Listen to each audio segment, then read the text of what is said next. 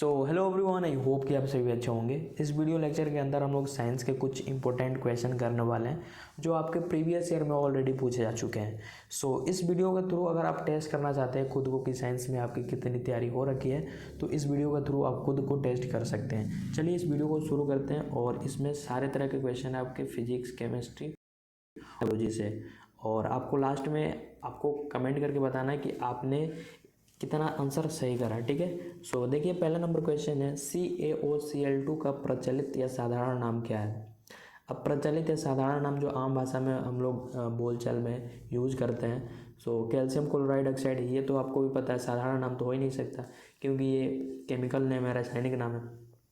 Calcium oxy oxide, विरंजक चूर्ण या calcium chloride. सो इसका आंसर होगा विरंजक चूर्ण, ठीक है। 2 नंबर क्वेश्चन देखिए, आयोडीन युक्त नमक है कौन सा है इसमें से, आयोडीन युक्त नमक। सो देखिए अब मैं आपको बता दूं, अगर नमक में क्लोरीन का मात्रा मिले, ठीक है, क्लोरीन का, सो उसको हम लोग आयोडीन युक्त नमक बोलते हैं। सो देखिए इसमें भी क्लोरीन है, इसमें भी क्लोरीन है। सो ये दोनों तरह के नमक को हम लोग आयोडीन युक्त नमक बोलेंगे।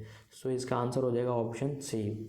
3 नंबर क्वेश्चन देखिए, मिश्र धातु जिसमें 90% कॉपर और 10% टीन है, इसका नाम क्या होगा, उसका नाम क्या होगा। अगर उसमें कॉपर और टीन हो जिसमें 90% ये और 10% ये हो, सो उसको हम लोग क्या बोलते हैं, उसको हम लोग क्या बोलते हैं, कांसा बोलते हैं। आप याद रखना, कांसा। 4 नंबर क्वेश्चन है, ऑक्सीजन गैस के एक अणु के 2 परमाणुओं के बीच कितने आबंध होते हैं। अब आपको भी पता है कि ऑक्सीजन क्या होता है, O2 होता है, तो इनके बीच कितना आबंध है, 2। सो इसका आंसर हो जाएगा ऑप्शन बी। अब देखिए नेक्स्ट क्वेश्चन क्या है, 6 नंबर क्वेश्चन है, उच्च आवासीय अम्लों के सोडियम लवण कहलाते हैं। उच्च आवासीय अम्लों के सोडियम लवण कहलाते हैं रबड़, प्लास्टिक, साबुन या अपमार्जक। सो इसका आंसर आपको याद रखना है अपमार्जक। 7 नंबर क्वेश्चन क्या है, निम्नलिखित में से कार्बोनिल समूह का संकेत कौन सा है, कार्बोनिल।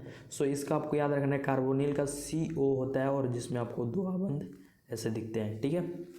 सो इसका आंसर हो जाएगा ऑप्शन सी।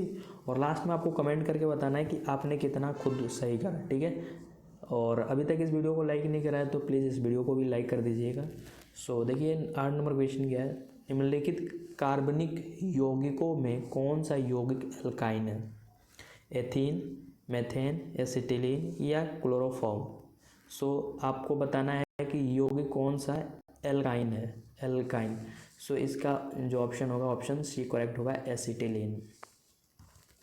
नेक्स्ट क्वेश्चन क्या है, 9 नंबर, पोटेशियम की परमाणु संख्या 19 है, इसकी संयोजकता क्या होती है। पोटेशियम की संयोजकता क्या होती है, आपको क्या याद रखना है, 1। पोटेशियम की संयोजकता 1 होती है। 10 नंबर क्वेश्चन क्या है, एल्केन का रासायनिक सूत्र क्या होता है, एल्केन। अब आपको पता होना चाहिए 3 तरह का होता है, हमने पढ़ा है स्टार्टिंग में, alkene, alkene, alkyne.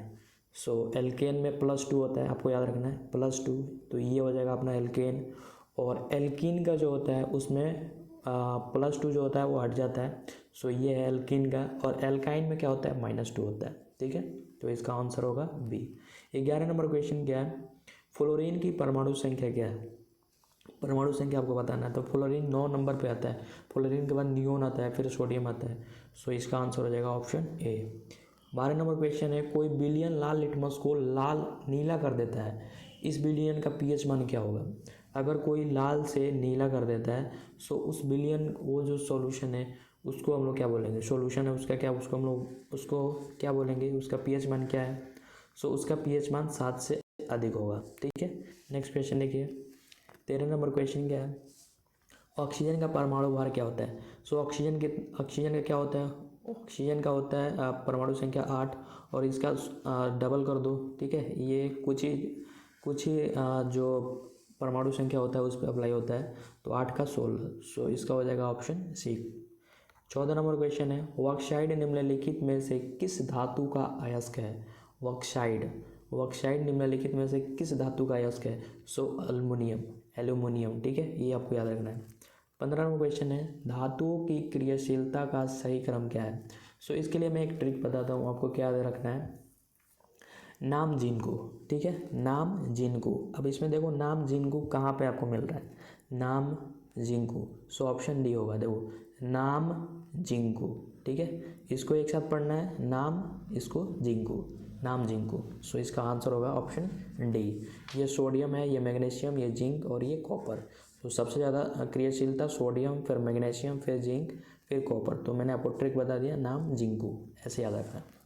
16 number question है Fe2O3 प्लस 2Al एल्यूमिनियम और यहाँ पे Al2O3 प्लस 2Fe निम्नलिखित में किस प्रकार का क्रियाशीलता है।